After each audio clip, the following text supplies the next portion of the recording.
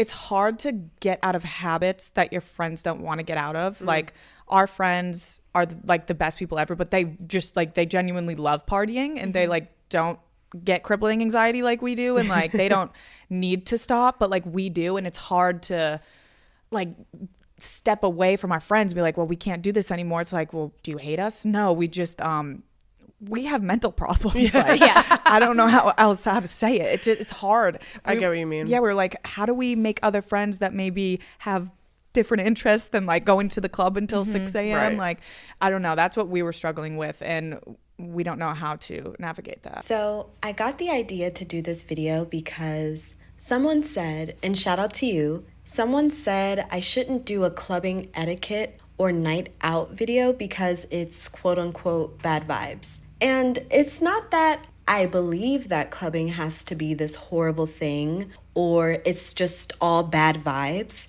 I think at the end of the day, especially if you're from the ages of 18 to 35, it's actually common for your group of friends or your colleagues to be accustomed, not even just to clubbing, but to nighttime activities in general. Like, how many of us introverts, even if we're not a party person, even if we're not a social butterfly, you end up getting dragged to these nighttime events, to these clubs and functions because of the peer pressure of your group of friends or because of FOMO or whatever have you. Either way, you're getting dragged to a function you would not normally go to alone. Clubbing, going to bars, drinking game nights, all of these things are ingrained in especially American culture. But the thing is, you don't necessarily have to be uncomfortable in settings that you're not used to or settings that aren't your vibe.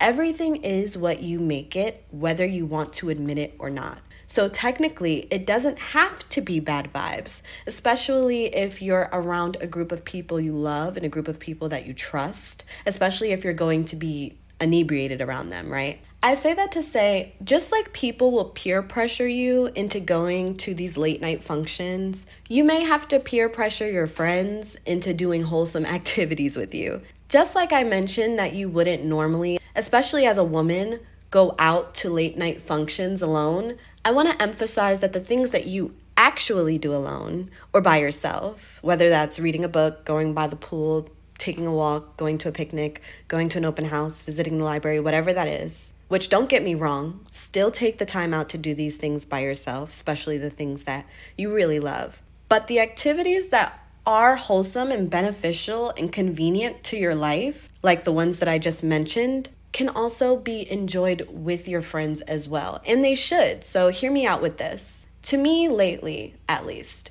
friendship, whether it's with a group of people or one person or a partner, is basically like an ongoing test of interactions. However long that friendship lasts, it's always going to be an ongoing test of interactions. So that's how your personalities mesh together in a certain setting and the decisions that you choose to make in certain settings and circumstances. That includes your body language, how well you're listening, the tone of the conversation, social cues, and etc. That's the thing about club settings specifically and going out, and why I get that it can be seen or perceived as bad vibes, because no one is really thinking about what they're doing. Usually you're inebriated, you're a little tipsy, whatever, right? So now it's a test of interactions, but now we're all drunk or tipsy. And that's how things can easily go left, right? So if you take all of this into account and all the nuance that comes along with it,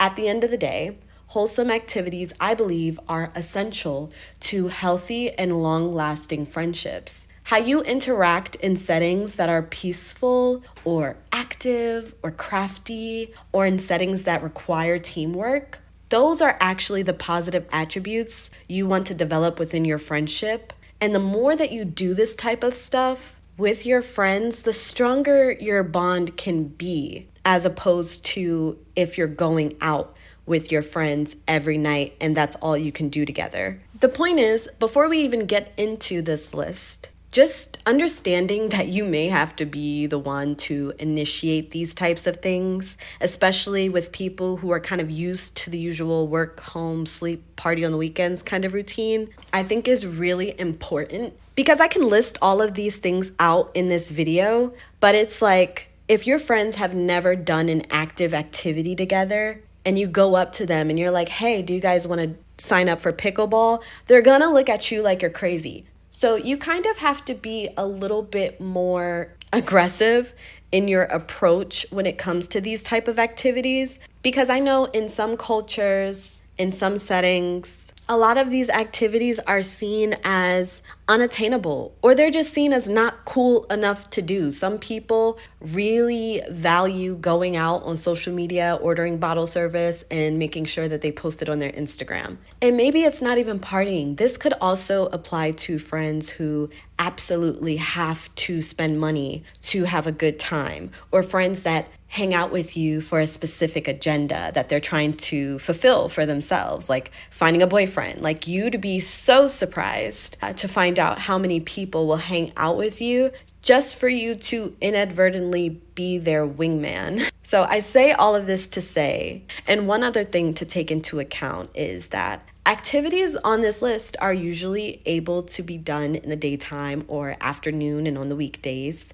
This could be an issue because, especially for the age group specifically that I mentioned, everyone is usually busy on the weekdays and in the daytime. Usually people have jobs Monday through Friday from the morning and into the evening. So the only thing that they can do and actually have time for is to go out at night. The only time they can actually catch up with their friends is after 8 p.m. at a bar. So wholesome activities, and specifically wholesome activities you do in the morning time and into the afternoon or early afternoon, are kind of exclusive in a way, right? Kind of like a privilege in a way, or a luxury, right? Because depending on your lifestyle and the lifestyle of your friends and the people you associate with, that will determine the kind of time and the amount of time you can literally actually spend with them physically. It all depends on what people have time for. So let me know in the comments if you ever thought about this, or you've ever considered this when it comes to the relationships in your life. So think about that while I go over this list of wholesome activities to do with your friends,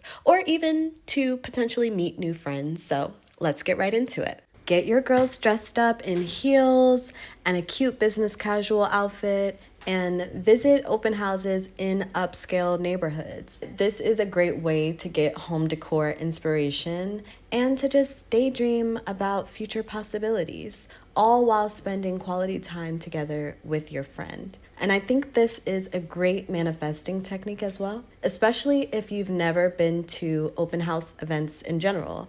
They're usually free and kind of eventful. But open houses are typically held on weekends, usually in the late morning or early afternoon. Real estate listings will indicate whether a property has an open house scheduled. So some luxury properties may have by appointment only open houses. So if you find one that interests you, consider contacting the listing agent ahead of time. Number 2 is visiting the farmer's market. So spend a morning exploring a local farmer's market with your friends. This gives you an opportunity to try new foods, and you're supporting local vendors at the same time.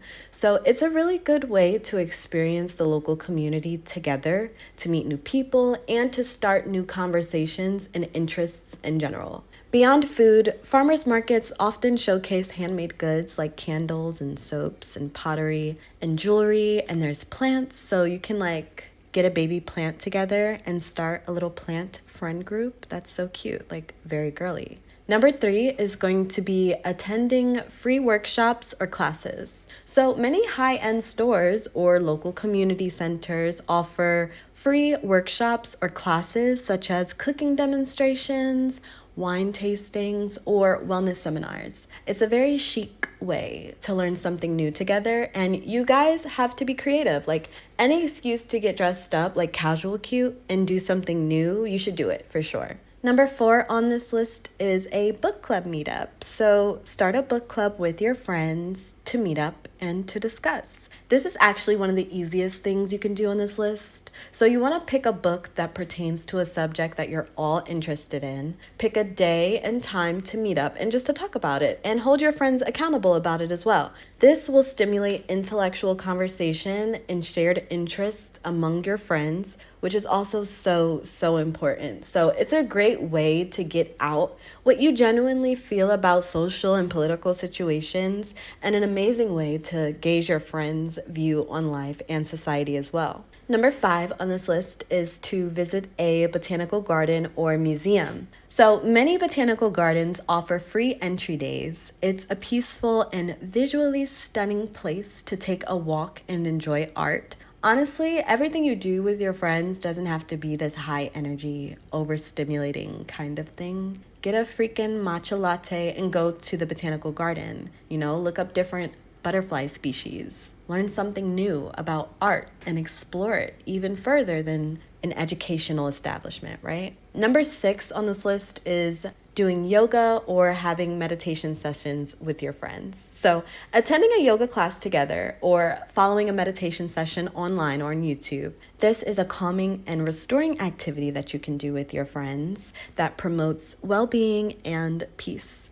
And if you can share peace and mindfulness in a setting with your friend, you have a real friend. Number 7 on this list is to volunteer together. And I'm going to, in every video I make, tell you to volunteer for something, like find a local charity or community project or something where you can volunteer as a group. It's just a fulfilling way to spend time together while giving back to your community and building your reputation at the same time. So you can write off volunteer activities on your taxes, you can put volunteering on your resumes, and you can add them to your credentials of things that you've accomplished in life. So do that with your friends too. And lastly, number 8 on this list is cooking dinner together with your family or just attending family events in general. So I think people really underestimate the family and friend dynamics. Like if you have a friend that you can cook dinner with and you can sit and eat with your family or with her family, that's a friend for life. That's a friend you want to have. If you want to strengthen your friendship, go to your friends' family gatherings and just break bread with them. This is like core friendship memory development, and I think it's so important. If you can never bring your friends around your family, or if you do, and it's always like a weird or awkward dynamic, consider that. And that's all I have for you today. You guys know my birthday was like last month, so I did take a little break on making and producing videos, but I'm back. I hope you like this video. Have an amazing week, you guys. Bye. Hey. Hey, girl. It's been so long since I've seen you. Let's hang out tomorrow. I can't. I have a dentist appointment. Oh. We can do Wednesday, though. I can't do Wednesday. I have that thing. You do have that thing. Yeah. What about Thursday? I can't do Thursday either. It's Coco's birthday. He's just a dog. He's literally my son. Why would I miss his birthday? Are you drunk? Let's just do Friday. I can't. I have a funeral. Another funeral? Why do people keep dying in your family? Do you want to just do Saturday? I can't do Saturday. I'm going to Vegas. Okay, I think I'll just see you next month. Yeah.